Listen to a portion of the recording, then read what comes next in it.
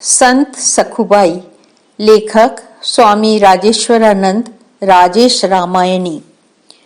महाराष्ट्र में कृष्णा नदी के तट पर बसे कहाड़ गांव के एक ब्राह्मण परिवार की कुलवधू सखुबाई भगवान की परम भक्त थी।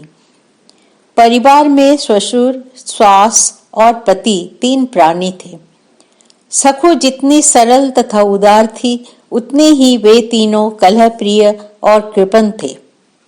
रात दिन सबकी सेवा में संलग्न रहने पर भी सखु को परिवार की ओर से गालियां दी जाती थी और भोजन के लिए रूखी सूखी रोटी मिलती थी और वो भी पर्याप्त नहीं होती थी। परंतु सखु ने तो जाहि विधि राखे राम ताहि विधि रहिए का ऐसा पाठ पढ़ा था कि प्रत्येक कष्ट भगवान का नाम लेकर सह लेती थी। सास ससुर पति तिन्हु कष्ट निरंतर देत, हरि मर्जी जिय जानी कई सखु सबे सह लेत। तन सो गृह कारज करे, मुख में राखे नाम, रूखी सूखी जो मिले पाई करे विश्राम। यदि कभी कोई पूछता, बेटी तुम्हारे तो ससुराल में बड़ा कष्ट है, क्या तुम्हारे नैहर में तुम्हारी सुधि लेने वाला कोई नहीं है? अरे कौन है तुम्हारे माता पिता? पता बताओ तो हम सूचना भिजवा दे। तब सखुबाई आंखों में आंसू भरकर यही उत्तर देती, नैहर पंढरपुर मेरो, रुक्मणी मेरी माय, पिता पंढरीनाथ हैं, करी है अवश्य सहाय। वे कभी कभी एकांत में बैठकर सोचती, नीर भरी नैनन में सोचे सखुबाई सदा, प्रभुपत प्रीति जग जीव हितकारी है, निज दुख उनकी सुनाई वो जरूरी कहा, जानत हिये की जन स्वामी बनवारी है। साधन विहीन दिन जन सौ स्नेह करे, विठ्ठल दरबार की रीति यह न्यारी है।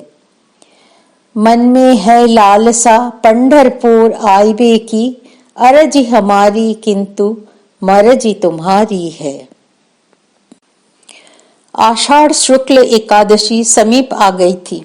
कहाड़ गांव से होकर यात्रियों की टोलियां भगवान विठ्ठलनाथ के दर्शन लाभ के लिए पंढरपुर जा रही थी। तभी एक दिन जब सखुबाई कृष्णा नदी पर जल लेने गई थी, तो उस दिन उन्होंने भक्तों की टोली का दर्शन किया। उसके मन में आया कि अवसर यही अच्छा है, इन्हीं भक्तों के साथ यात्रा करके मैं भी पंढरपुर पहुंचकर श्री विठ्ठल भगवान का दर्शन करूं। जन्म ले अनेक जगती के गीत गाए, किंतु रसना से अब तो गोविंद गुण गाऊंगी, कृपा करी नाथ हरि भक्तन को साथ मिलियो, अवसर अमोल नहीं हाथ से गवाऊंगी। जगत मनाइए में व्यर्थ ही बिताए दिन, प्रेम पंथ राही बनी प्रभु को रिझाऊंगी।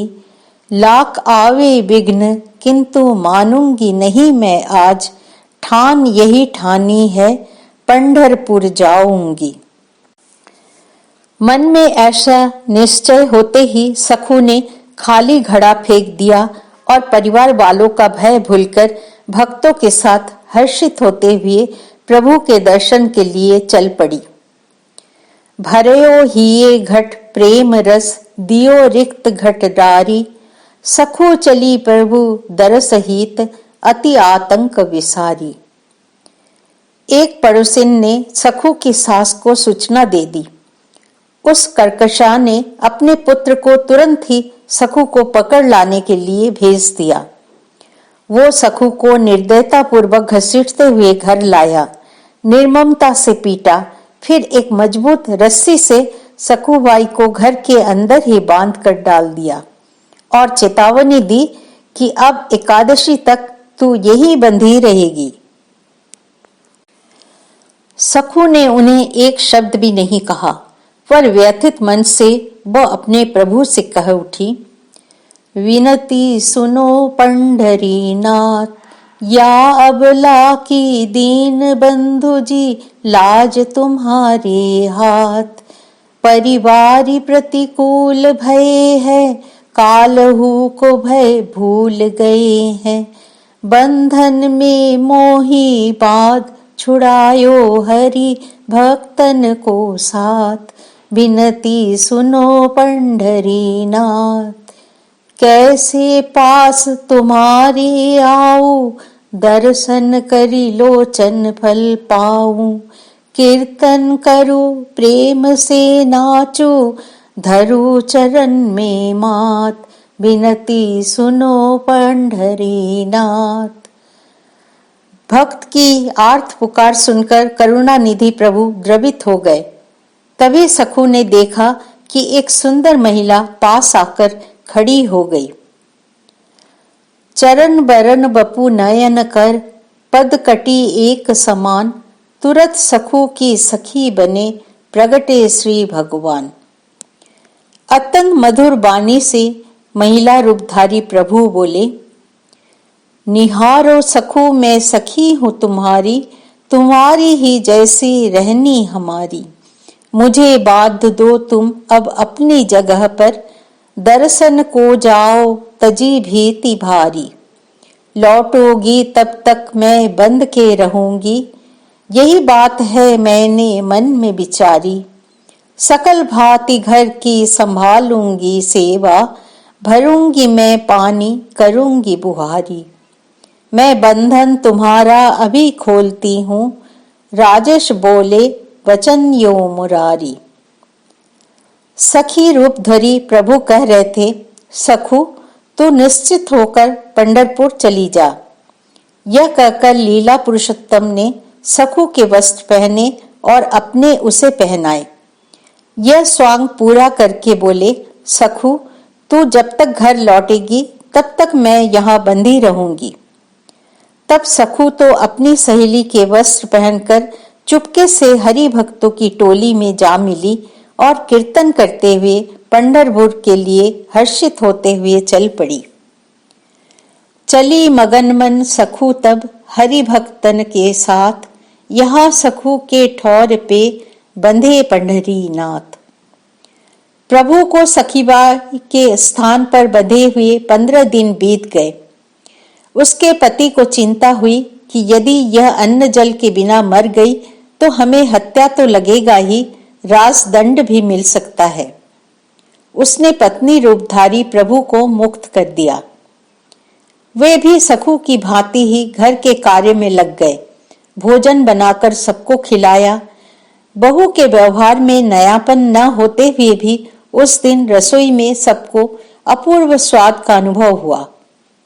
कुछ ही दिनों में सास, ससुर एवं पति अपना दुर्व्यवहार त्याग कर उसके साथ सहृदयतापूर्ण व्यवहार करने लगे। पंढरपुर पहुंचकर सखूबाई ने निर्जला और निराहार व्रत करते हुए पंढरपुर में शरीर छोड़ने का निश्चय कर लिया। पंढरपुर छोड़ू नहीं जब तक तन में श्वास, हरि भजी के तन को तजू, करी व्रत उपवास। एक दिन हर सखू की यह इच्छा पूरी भी हो गई। मन वाणी पावन किए, गोविंद के गुण गाए, देह त्यागी एक दिन मिली, प्रभु प्रियतम से जाए। विप्र एक संयोग बस, तब तहे पहुँचे ओ आए, ते ही ने शव पहचानी के, दई अंत्येष्टि कराए। संयोगवश एक ब्राह्मण ने उसके शव को पहचान कर उसकी अंत्येष्टि क्रिया संपन्न करा दी। इधर भगवान सखू भाई का अभिनय कर रहे थे, अतः श्री रुक्मिणी जी को चिंता हुई। रुक्मिणी सोच रही मन में, यानी देह तजी यह, वह हरि बंधे है बंधन में। भे कृषगात कृपालु श्री केशव, पूरे 15 दिन में। सखू न पहुंचे निज घर, कैसे लौटे कृष्ण भवन में। अतः श्री रुक्मिणी जी ने सखू की अस्थियां समेटकर उसमें पुनः प्राण संचार कर उसे नया शरीर प्रदान किया। अस्थि समेट किए स्थापित पुनः प्राण तन में और समझाते हुए कहा, घर जाओ, प्रभु बंधे हैं अब तक तुमको दिए वचन में। मम हित लागे कष्ट प्रभु पावत, पड़े जो वाक्य श्रवण में। भयो सखू को हिय दुखी अरु, नीर भरे नयनन में। श्री विट्ठल भगवान की कृपा का अनुभव करके वो गदगद हो रो उठी। उनके पैर मानो पंख हो गए थे। शीघ्र ही वो अपनी ससुराल कहार जा पहुंची। लीलाधारी भगवान भी उसी समय पानी का घड़ा लेकर कृष्णा नदी के तट पर आए थे। वही भक्त और भगवान का अपूर्व मिलन हुआ। ससुरारी पहुंची सखू, नूतन पाई शरीर, घटले करुणामय मिले तब कृष्णा के तीर। भरेयो नीर ते घट दियो सखुबाई के हाथ, सहज ही अंतर्धान भये तब पंडरी नाथ। सखुबाई ने मानो पाकर भी सब खो दिया हो।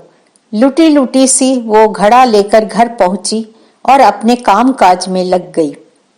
सास ससुर एवं पति के व्यवहार में अप्रत्याशित परिवर्तन देखकर उसने समझ लिया कि यह उन्हीं आरतीहर प्रभु की ही कृपा है।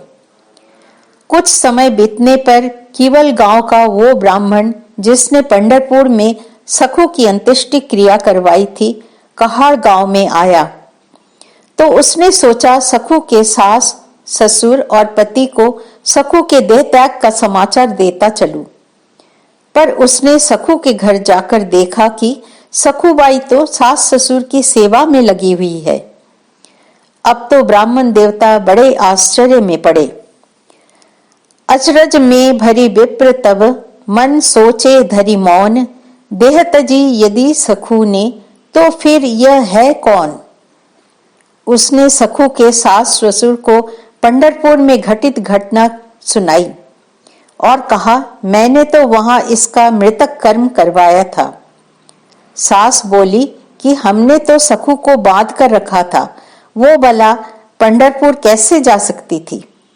पर ब्राह्मण भी कैसे मान लेता। आखिर सखू को बुलाकर पूछा गया तो सखू बोली, सवैया बाध दियो जब आपने, तो बनी मेरी सखी भगवान पधारे। मुक्त कियो मोहि बंधन ते, बधी आप गए तह बासुरी बारे। मेरो ही रूप बनाए रहे नट नागर, मोहन विट्ठल प्यारे। भक्ति बिना घर बैठे मिले, प्रभु सास ससुर जी धन्य है भाग तुम्हारे। यह सुनकर सास ससुर एवं पतिदेव घोर पश्चाताप करते हुए कहने लगे, हाय हम कैसे पापी हैं जो हमने कृपानाथ को ही रस्सी से बांध कर रखा। वे अत्यंत दुखी हो सखू के विरोध करने पर भी चरणों में गिरकर क्षमा मांगने लगे। सखूबाई ने अपने सास ससुर और पति को समझाते हुए कहा कि प्रभु तो अकारण करुणा वरुणालय है, वे हमें अवश्य क्षमा करेंगे। भक्त और भगवान की कृपा से वो पूरा परिवार ही श्री विट्ठल नाथ जी की कृपा का भाजन बन गया। बोलिए भक्त वत्सल भगवान की जय। जय श्री राम कृष्ण।